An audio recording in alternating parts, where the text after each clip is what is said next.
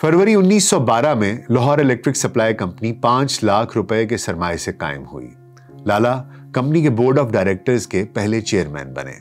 आर्या समाज के अरकान ने अपने अखबार आर्या पत्रिका के जरिए उनके बैंक के खातेदारों में इज़्तिराब और खौफ व हिरास पैदा किया। जैसे Punjab cotton press company, people's bank of India, Amritsar bank, Kanpur flour mills, century flour mills, साबुन के कारखाने, ईंटों के भट्टे, आरे, बर्फ खाने, लॉन्ड्रीज वगैरह, इस तरह के बहुत से कारोबार थे जो लाला ने शुरू किए।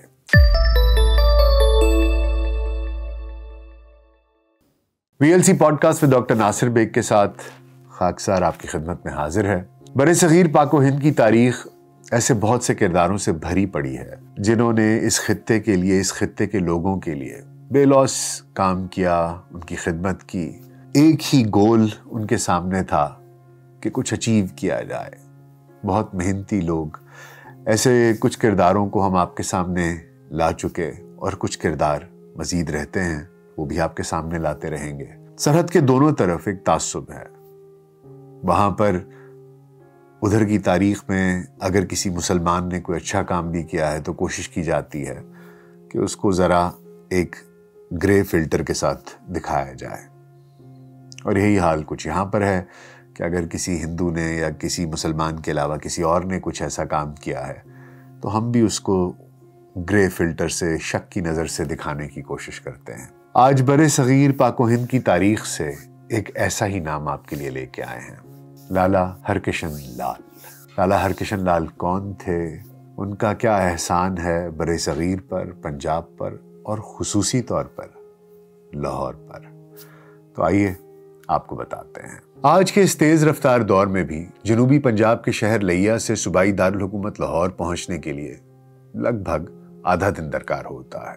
और लाला हरकिशन लाल तो सन 1882 में सफर पर निकले थे, वो भी पैदल।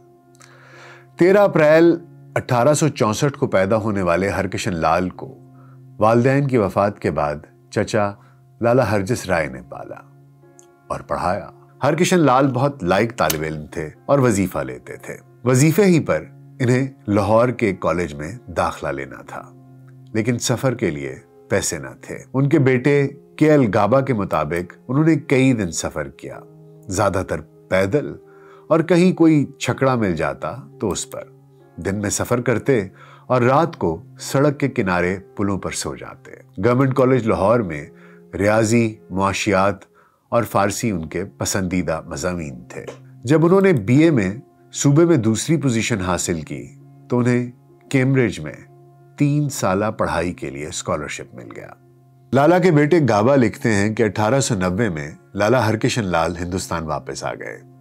गवर्नमेंट कॉलेज में रियाजी और ओरिएंटल कॉलेज में फारसी पढ़ाने लगे। सन 1891 में वो दोबारा बैरून मुल्क गए और इसके बाद 1892 में पहले डेरा इस्माइल खान और फिर लाहौर में वकालत शुरू की। सन 1896 में उन्होंने भारत इंश्योरेंस कंपनी शुरू की, जो एक मुकामी शख्स की अपनी नौयत की पहली निजकारी थी या पहली खोली गई इंश्योरेंस कंपनी थी। इससे 1 साल कबल उन्होंने पंजाब नेशनल बैंक की बुनियाद रखी थी, जिसकी लाहौर से बाहर पहली ब्रांच या पहली शाख सन 1900 में रावलपिंडी में खोली गई और सन 1904 में कराची और पेशावर में शाखें कायम की गईं।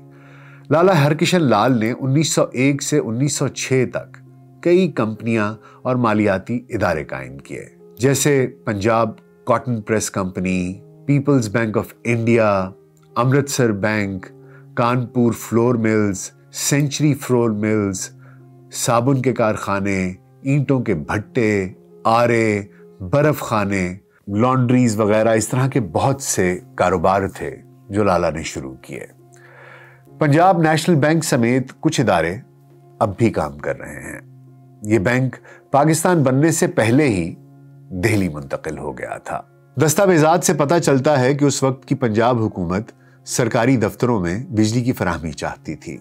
सन 1910 में इसके लिए इश्तिहार दिया गया, जिसमें यह यकीन दहानी करवाई गई कि कामयाब बोली देने वाले को लाहौर शहर में बिजली फराहम करने का लाइसेंस भी दिया जाएगा। بہت سی مقامی اور برطانوی کمپنیوں کے ٹینڈرز آئے۔ 24 فروری 1911 کو اس فیصلے کا علم ہونے پر لالا نے یہ کام خود کرنے کا انتخاب کیا اور اپنے bank people's bank of India کے نام پر ٹینڈر جمع کروا دیا، جو اسی سال جولائی میں منظور ہو گیا۔ فروری 1912 میں Lahore electric supply company 5 lakh روپے کے سرمایے سے قائم ہوئی۔ لالا کمپنی کے بورڈ آف ڈائریکٹرز کے پہلے چیئرمین بنے۔ تاریخ دان احمد سعید کے مطابق نومبر 1912 میں لاہور الیکٹرک سپلائی کمپنی نے بجلی کی سپلائی کا سلسلہ شروع کیا اور گول باغ میں ایک افتتاحی تقریب منعقد ہوئی۔ افتتاح پنجاب کے لیفٹیننٹ گورنر لوئی ڈین نے کیا۔ سرکاری عمارتوں کو سب سے پہلے بجلی دی گئی۔ کنیکشن کے لیے درخواستیں تیزی سے آئیں۔ چند ماہ کے اندر صارفین کی تعداد 98 تک پہنچ گئی تھی۔ اگلے سال تک یہ تعداد 542 اور اس کے بعد یہ بڑھ کر 884 ہو گئی۔ کمپنی نہ صرف مختصر وقت میں ابتدائی اخراجات نمٹانے میں کامیاب رہی بلکہ 1915-16 کے لیے 9% کے منافع کا اعلان کرنے میں بھی کامیاب رہی۔ سرکاری دفاتر کو 4 آنے فی یونٹ جبکہ عوام کو 6 آنے اور 8 آنے فی یونٹ کی شرح سے بجلی فروخت کی جاتی تھی۔ وہیں ہرکشن لال کا اثر و رسوخ، شہرت اور خوش قسمتی ہر ایک کو نہ بھائی۔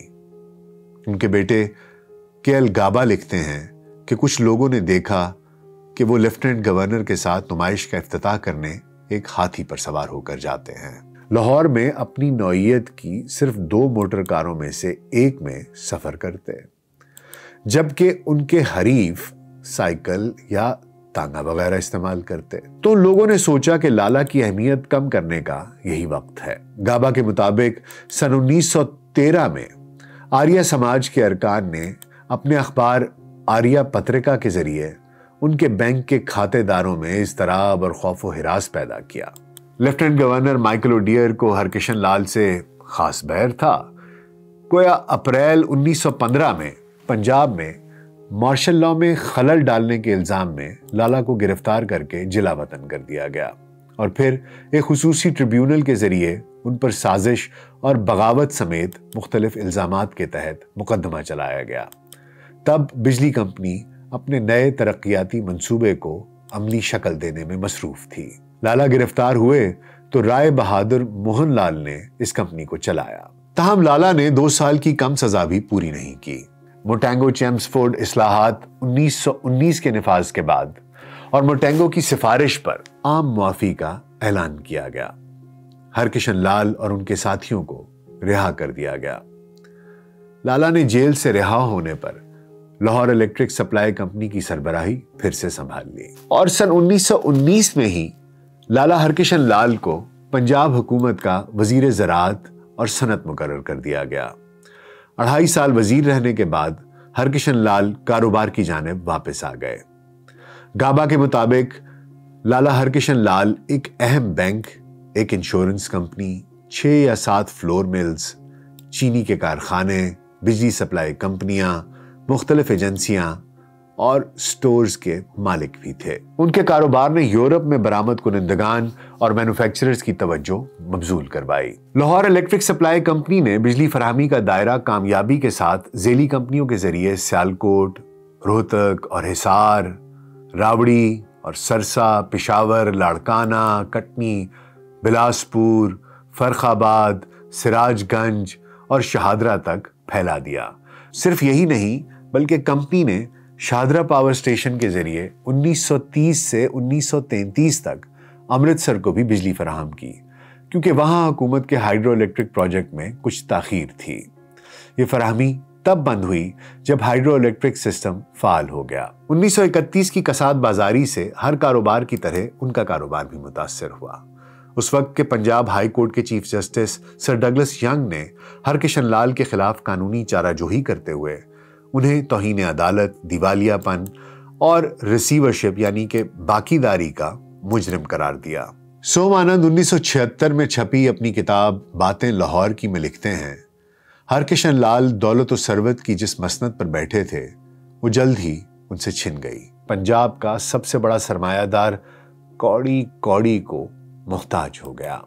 ایک زمانہ تھا کہ لاہور کی سیاسی و سماجی زندگی کا کوئی ذکر ہرکشن لال کا نام لیے بغیر مکمل نہیں ہوتا تھا۔ انہی آزمائشوں کے دوران ہرکشن لال 13 फरवरी 1937 को वफात पा गए।